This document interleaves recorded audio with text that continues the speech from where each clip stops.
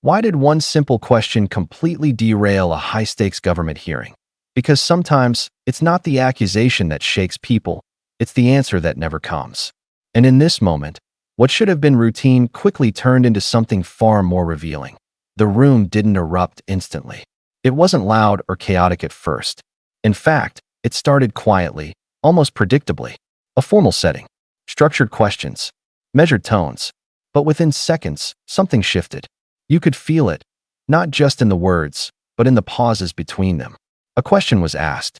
Clear, direct, the kind that usually leads to a straightforward answer. The three hallmarks of this administration are incompetence, corruption, and cruelty. I'm going to focus today on corruption.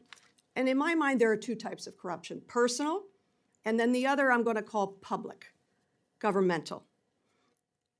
Attorney General, have you ever been registered as an agent of a foreign principal under the Foreign Agents Registration Act? I assume you're talking about when I represented the country of Qatar for a very short time. The answer is yes. No, hold excuse on. me. No, No. for anti-human trafficking for the World Cup. Anti-human trafficking or for the no? World Cup. Attorney you can't General, put words in my mouth. No. You want to talk about incompetence? You're the one that Excuse said Joe Biden on PBS was competent. You had to retract those words. Mr. So don't Chairman, talk to me. Don't insult me publicly. this is so discourteous. This is so outside the committee's guidelines. Taking a personal shot at me while swiping at Biden, very strange and very unprofessional of you. The answer is yes or no, and the answer is yes. You were registered as a lobbyist for Qatar. Is that correct? Yes. Never mind, don't answer. Did you disclose that when you went before for the Senate for confirmation? Yes or no? No, it was not in your documents. The answer is no. President Trump. This was discussed at my confirmation hearings in detail. It was discussed, but you failed to bring up the conflict that you had. President Trump recently announced he'd accept that $400 million Qatar airplane because it was just prettier than the one he was flying around in. Is it true that you gave advice that this was legally permissible? Yes or no? I will not discuss any advice that my Office of Legal Counsel gives to the President of the United States on any matter. When you spoke before the Senate, you said you would ask for ethical advice. Did you recuse yourself from that issue? And talking about unprofessional, you say the President wanted a jet because it's pretty? Excuse Come me. on, this is a Senate, this is He a said it congressional himself. hearing. He said it himself. Let me go to April the 2nd. You're a part of this, the president has dabbled in meme coin. He had the DOJ, disband the National Cryptocurrency Enforcement Team. His son recently launched the Executive Branch Club, a private club with $500,000 memberships here in D.C. Any of this seem like it might be a problem, might be profiteering from the office, and maybe you and your ethics team might be concerned about these conflicts of interest, your own and the president and his family? Yes or no? Any concerns? What I would be concerned about in Pennsylvania are all the child sex cases that we've prosecuted, all the CSAM cases that we've prosecuted. Did you hear in my Pennsylvania. question? I That's asked what the I would witness be to concerned actually about. answer questions that are asked. Congresswoman Dean. Chairman? Please let the witness answer the question. She didn't. And I would like to ask you one more question. You're not just complicit in this, you're actively helping and profiting. Isn't it true that on April the 2nd, the same day that Trump announced his chaotic tariff regime that plummeted the stock market, you sold more than $1 million worth of your shares in Trump Media stock? Trump Media stock fell 13% in the following days. Seems you avoided that loss. Well done. I yield back. May I answer that, Chairman? I complied with my ethics, and yeah, I would take a class in financial literacy if you think I profited from that, because I lost a tremendous amount of money. Congresswoman, and also on page 25 of my SJ2 It lists my involvement with Qatar for anti-human trafficking for the World Cup. Thank you. But instead of clarity, there was hesitation, then deflection.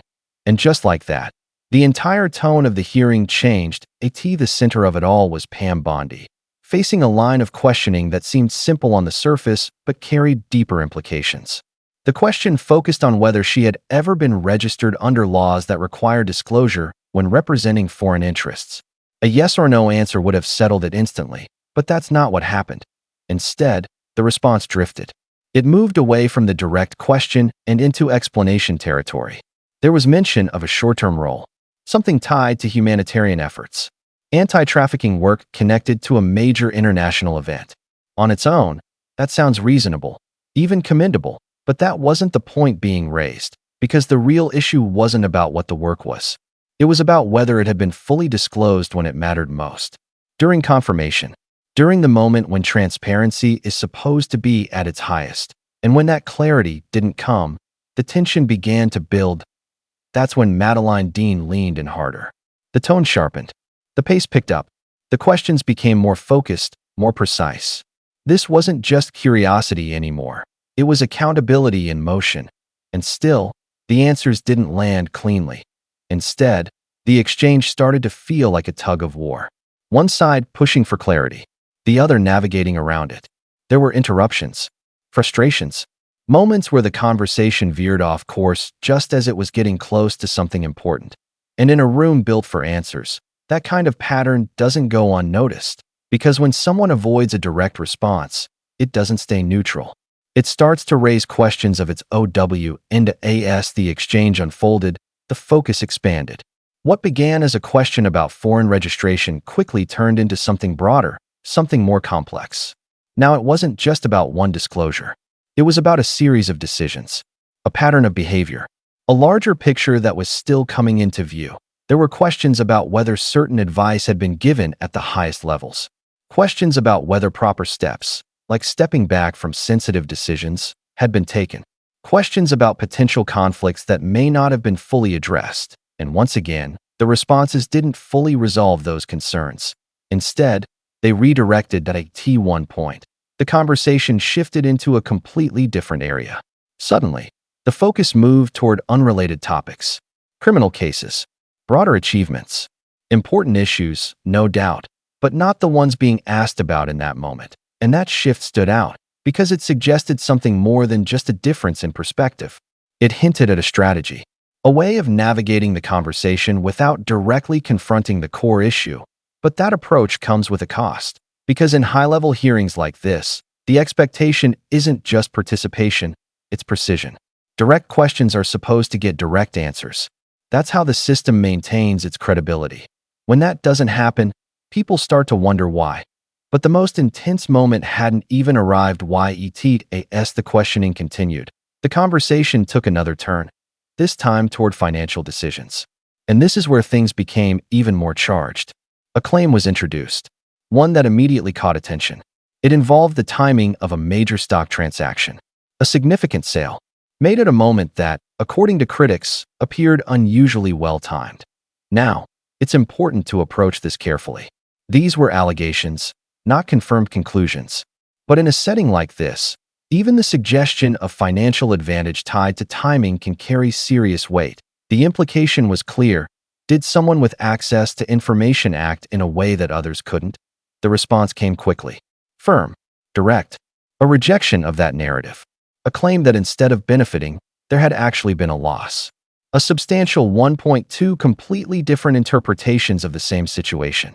And for anyone watching, that contrast only added to the uncertainty, because when one side presents suspicion and the other presents denial, the truth becomes something viewers feel they need to piece together themselves. But beyond the specifics, the foreign ties, the unanswered questions, the financial claims, there was something deeper happening beneath the surface. This wasn't just about technical compliance. It was about perception, because there's a difference between following the letter of the law and fulfilling the spirit of it. You can check every box on paper and still leave people questioning what really happened. And that's where trust begins to erode. In positions of power, perception matters. Not just what you do, but how clearly you explain it. how openly you address concerns, how willing you are to provide clarity when it's asked for. And in this moment, clarity was in short supply. The longer the exchange continued, the more the focus shifted away from individual details and toward something bigger. A growing sense that maybe the issue wasn't just about one decision, but about a pattern of responses, a pattern of avoiding direct answers, of redirecting conversations, of leaving key points unresolved. And that pattern matters, because accountability isn't just about outcomes. It's about process. It's about showing, in real time, that questions can be answered directly, that concerns can be addressed without hesitation. When that process breaks down, even slightly, it creates space for doubt, and doubt spreads quickly. What makes moments like this so significant is that they don't just affect the people involved. They affect how the public sees the entire system. Because hearings like this are meant to demonstrate oversight in action, they're supposed to show that no one is beyond questioning.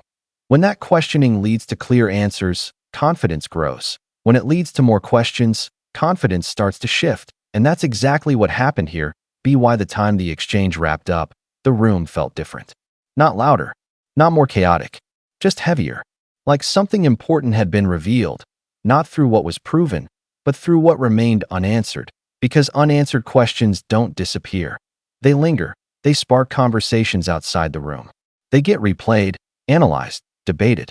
And in many cases, they become the story themselves. That's what gives moments like this their staying power, that it's not just what happened. It's what didn't happen. The answers that never came. The clarity that was expected but never fully delivered. And the impression that leaves behind. Because in the end, this wasn't just about one official or one exchange. It was about something much broader. Something that applies to every position of authority. Transparency, not as a concept, but as a practice, that a responsibility, an expectation. And when that expectation isn't met, even in small ways, it raises bigger questions. Questions about how decisions are made, about how information is shared, about how accountability is maintained, and most importantly, about how trust is built or lost. So now the question turns to you. When leaders are asked direct questions about potential conflicts, should they be required to answer directly? Or is it acceptable to rely on partial explanations and technical defenses? Where should the line be drawn? Because that line defines more than just one hearing. The IT defines how systems function, how oversight works, and how much confidence people place in the institutions meant to serve them. That if you've made it this far, you already understand something most people miss. The real story isn't always in the headlines. It's in the details, in the exchanges, in the moments where something feels just slightly off. And those are the moments worth paying attention to. If you want more breakdowns like this, where we go beyond the surface and uncover what's really happening, make sure to like this video, subscribe to the channel, and stay tuned for what comes next.